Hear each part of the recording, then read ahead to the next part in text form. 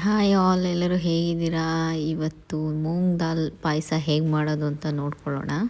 ಹೆಸರು ಬೇಳೆ ಪಾಯಸ ಹೇಗೆ ಮಾಡ್ಕೊಳ್ಳೋದು ಅಂತ ನೋಡ್ಕೊಬಿಡೋಣ. ಮೊದಲಿಗೆ ನೋಡಿ, ನಾನು ಒಂದು ಕುಕ್ಕರಲ್ಲಿ 2 ಸ್ಪೂನ್ ತುಪ್ಪ ಹಾಕ್ಕೊಳ್ತಾ ಇದ್ದೀನಿ.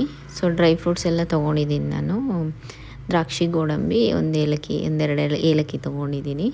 ಸೊ ನೋಡಿ, ತುಪ್ಪ ಕರಗಿದ ಮೇಲೆ ಗೋಡಂಬಿ ಹಾಕ್ಕೊಂಡು ಸ್ವಲ್ಪ ಫ್ರೈ ಮಾಡ್ಕೊಳ್ತಾ ಇದ್ದೀನಿ. ಅದಾದಮೇಲೆ ದ್ರಾಕ್ಷಿ ಹಾಕ್ಕೊಳ್ತಾ ಇದ್ದೀನಿ. ಎರಡು ಒಂದೇ ಸರಿ ಹಾಕಿದ್ರೆ ಫಸ್ಟು ದ್ರಾಕ್ಷಿ ಸೀದೋಗುತ್ತೆ ಆಮೇಲೆ. ಸೊ ನೋಡಿ, ನೀಟಾಗಿ ಹಾಕ್ಕೊಂಡು ಅದು ನೀಟಾಗಿ ಉಬ್ಬಿದ ಮೇಲೆ ದ್ರಾಕ್ಷಿನ ಒಂದು ಸ್ವಲ್ಪ ಸೇಮಿಯಾ ಹಾಕ್ಕೊಳ್ತಾ ಇದ್ದೀನಿ. ಸೇಮಿಯಾ ಸುಮ್ಮನೆ ಹಾಕ್ಕೋಬೇಕು, ಇಲ್ಲಾಂದರೆ ಚೆನ್ನಾಗಿರಲ್ಲ.